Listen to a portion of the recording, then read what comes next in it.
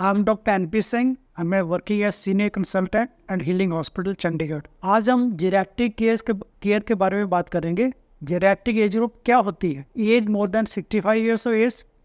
India में 60 years को भी हम जेरियाट्रिक केयर में इंक्लूड कर लेते हैं, जिसको हम सीनियर सिटीजन्स कहते हैं। तो इसमें कौन सी खास बीमारियाँ होती हैं जिसके बारे हमें केयरफुल रहना चाहिए?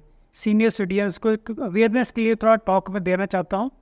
सबसे पहले जैसे एज के साथ डिक्लाइन होता है तो हमारी मेमोरी लैप्स होती है, तो इसमें डिप्रेशन भी होता है, डिमेंशिया, ऐसे थोड़ा सा मेमोरी लॉस, डिप्रेशन, ऐसे सिम्टम्स आ जाते हैं ओल्ड एज में। इसके लिए ये है पेशेंट को खुद भी अवेयरनेस होनी चाहिए और जो केयर गिवर्स हैं उनको भी इसके बारे में अवेयरनेस होनी चाहिए। एक तो ये चीज़ है, क्योंकि ये नेचुरल है। Age related cerebral trophy brain में चेंज आ जाती है, कोग्निटिव फंक्शन बड़ा इम्पेयर हो जाता है, उसमें डिलूजन, डिप्रेशन भी आ जाता है, तो थोड़ा सा डिक्लाइन है। ये तो हमें एक्सेप्ट भी करना चाहिए एज के साथ, और इसमें साथ अपने डॉक्टर के साथ बात भी करनी चाहिए, बिकॉज इसके हर एक चीज़ का कोई ना कोई सप्लीमेंट्स है, कोई अवेयरनेस के बारे में, और कोई हमारे काउंसलिंग होती है, उससे अच्छा फील होएगा उसके बारे में। दूसरा, कैंसर बड़ा कॉमन चीज़ है इस एज में। कई तरह के कैंसर, जैसे मैन में प्रोस्टेट कैंसर है, लेडीज़ में यूट्रिन कैंसर है, ऐसे कोई भी लंग कैंसर है, तो कैंसर होने के चांसेस ज़्यादा होते हैं, तो उसका भी रेगुलर चेकअप होना चाहिए। तीसरा, heart disease very common, corny artery disease है, स्ट्रोक हो जाता है पेशेंट को। सेकेंडली, हार्ट डिसीज के बाद स्ट्रोक, जो स्ट्रोक ब्रेन स्ट्रोक होता है, ये भी बड़ा इसी एज में ही होता है। तो ब्रेन में कोई हेमरेज हो सकती है, या कोई एक साइड का पैरालिसिस हो जाता है, तो उसको हम स्ट्रोक कहते हैं। तो उसका भी कभी भी पेशेंट को कभी भी नंबनेस लगे, कोई स्पीच स्लर्ड स्पीच लगे, किसी साइड का वीकनेस लगे, तो इसको इग्नोर नहीं करना चाहिए।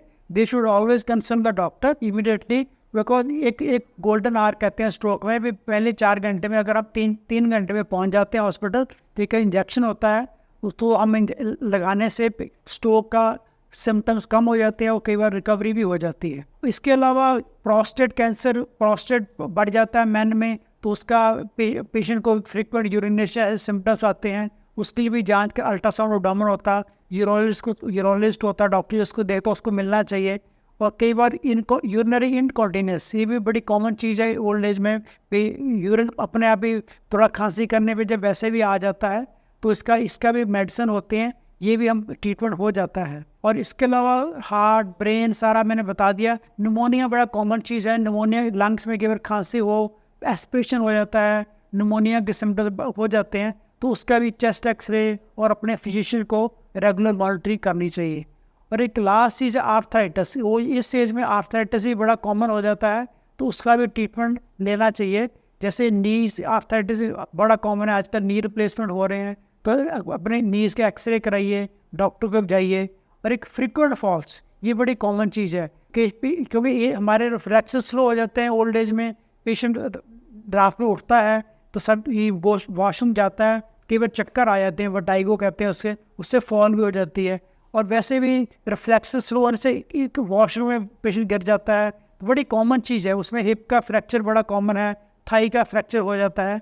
तो ये सारा फ्रिक्वेंट फॉल्स को प्रिवेंशन हो तो जाता ही है, लेकिन हमें बड़ा केयरफुल, जैसे वॉशरूम में मैट्स होनी चाहिए, और अगर इंस्टेबिलिटी हो गेट स्टिक के साथ, वॉकर के साथ चलें, हमने प्रिवेंशन ही करनी है।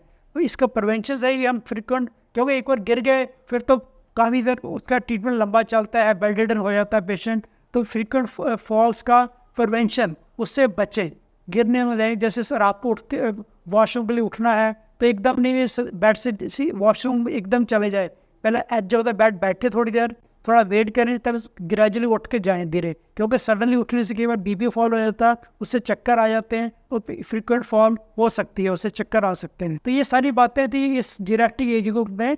इसका केयर गिवर की बड़ी ज़रूरत होती है हमें। कोई अगर बहुत एडवांस्ड एज है, 84, 85 के बाद है, तो हमें पेशेंट को, रिलेटिव को चाहिए भी उनके साथ में केयर गिवर हमेशा साथ में रहे, जो उनको वॉशरूम में लेकर जाए। तो और चीज़ें भी डाइट के थोड़ा सा, कई बार हम उसका डाइटरी फैक्टर इग्नोर हो जाता, डाइट अच्छी नहीं लेते, तो उसमें ग्रेजुअली मसल लॉस भी हो जाता है, वीकनेस हो जाती है, तो सारे हेल्थ को इम्पैक्ट करता है। तो ये सारी चीज़ें मैं एक बार चाह रहा था भी सबको अवेयरनेस हो जेनेटिक एज ग्रुप के बारे में, रिलेटिव्स को भी, पेशेंट को खुद भी और इसका सो दैट अर्ली केयर मिल जाए, तो इससे पेशेंट कई बीमारियाँ उससे अर्ली ट्रीटमेंट हो सकता है, और कई बार अर्ली ट्रीटमेंट और प्रिवेंशन और ट्रीटमेंट, सो दोनों काम देख सकते हैं। अगर जीरैट्रिक एज ग्रुप के बारे में कोई भी क्वेश्चंस है, कमेंट है, नीचे कमेंट बॉक्स में कमेंट्स दे सकते हैं, तो मैं उसका आपको जवाब भी दे दूँगा। Thank you very much.